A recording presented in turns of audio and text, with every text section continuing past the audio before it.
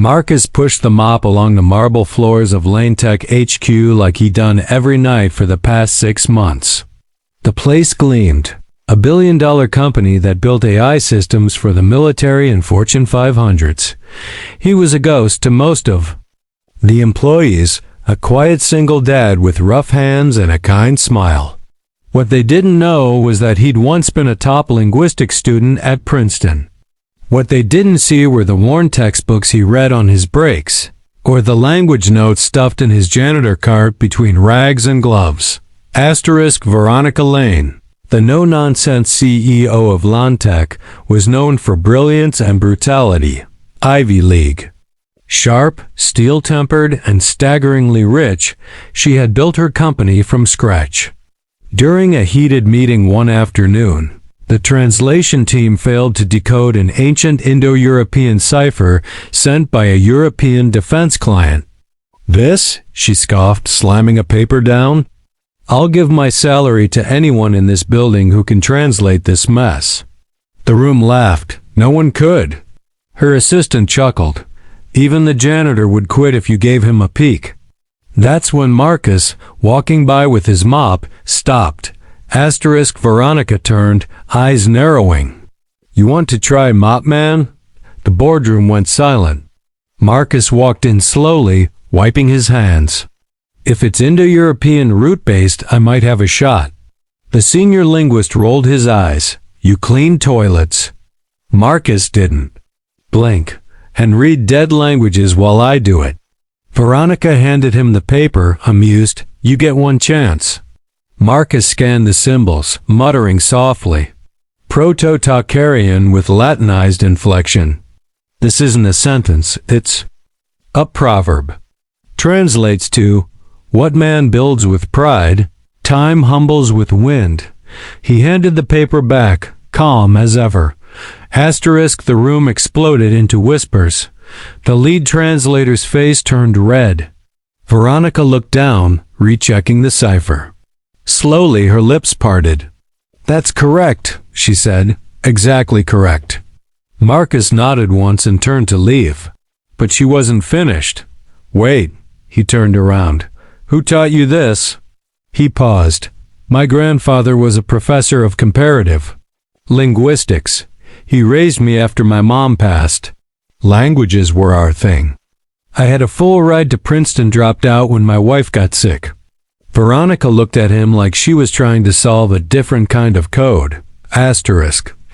That evening, whispers of the janitor who solved the cipher raced through the Lane Tech building like wildfire. Executives began peeking at Marcus when he passed, some offering quiet nods, others still in disbelief. Veronica couldn't stop thinking about it. Who else had they overlooked? In her penthouse office, she reviewed Marcus's file. No red flags, clean background, a single father, and a man with dormant brilliance buried beneath blue-collar routine. She realized then, she hadn't offered a test, she'd received one. And he'd passed with dignity most people in suits would never understand.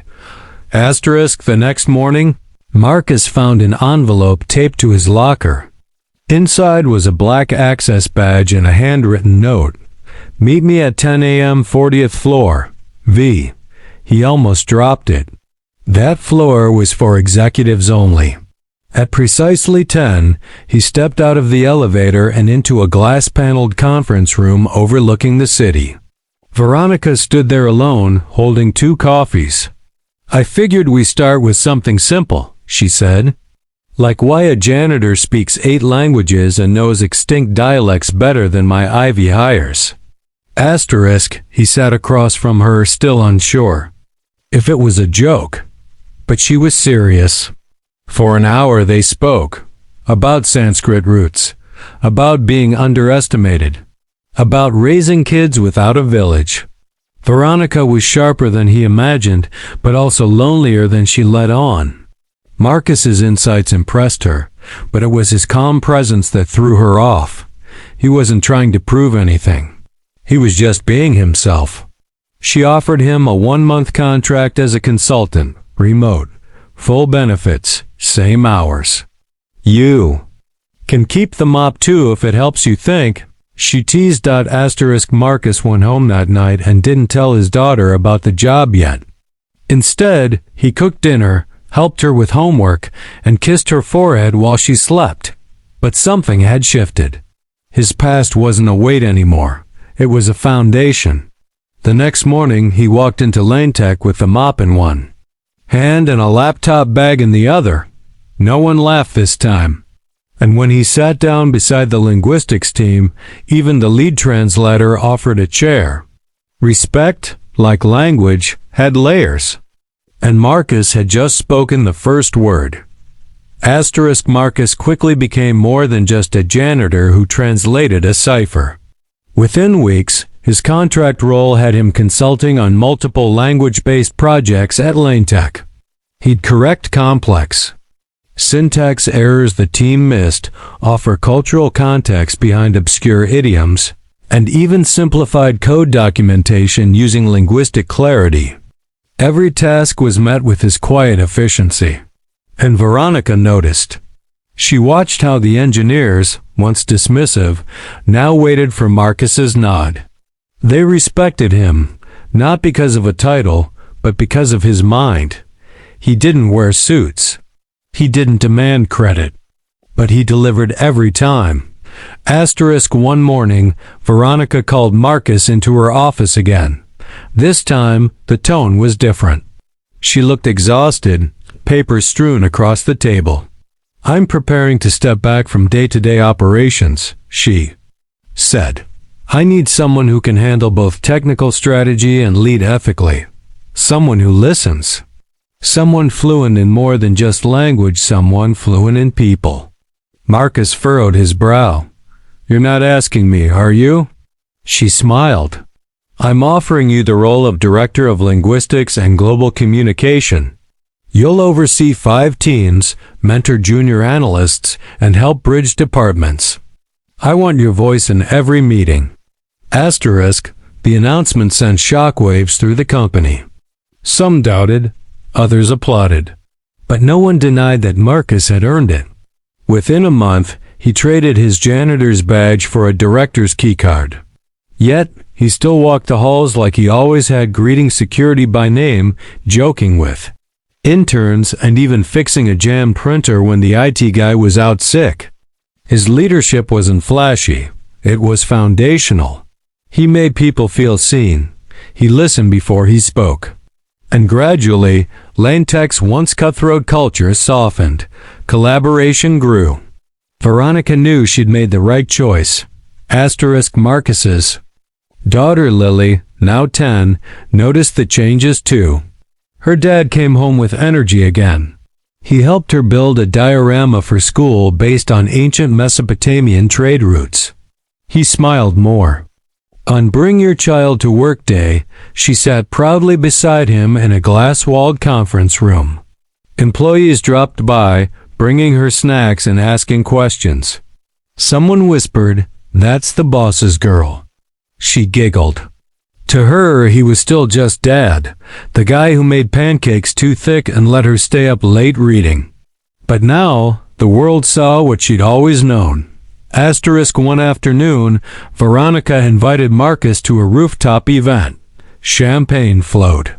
Investors mingled. A new global initiative was being launched, one that Marcus had helped name. As the speeches began, Veronica surprised everyone by handing Marcus the mic.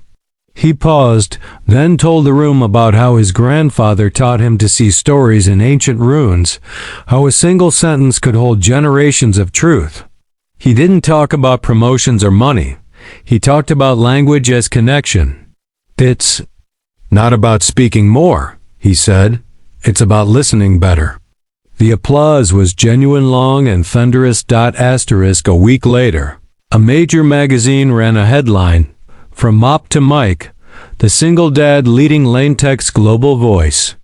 Marcus cringed at the title, but Lily thought it was cool. Veronica framed the article and put it in the boardroom next to the company's founding certificate. "You're part of the foundation now," she told him. Still, Marcus insisted on keeping his old janitor uniform folded in his office closet. "Never hurts to remember where you started," he said. One late night, a young employee walked in, overwhelmed. Marcus handed her tea and sat with her in silence. That was his way. Veronica, for her part, had changed too. She softened under Marcus's influence. The woman once known for icy dismissals now asked follow-up questions and admitted when she didn't know something. She and Marcus became an unlikely but powerful duo. She handled deals and strategy. He handled people and culture. In private, they grew close. She learned he played cello. He learned she once wrote poetry. One night over coffee, she smiled and said, "You did silence me once in that boardroom." Marcus chuckled. "I just translated a dead proverb." She nodded. "But it made me hear something alive." By the end of the year, LaneTech had not only expanded its global partnerships, but had also earned a top workplace award. A first in its history. Marcus's programs for mentoring entry-level staff and offering education grants were highlighted in every article. He gave others what he was once denied, a chance. One janitor turned director, one cipher, and one moment of courage had started a wave of change. But Marcus didn't need a podium to feel proud.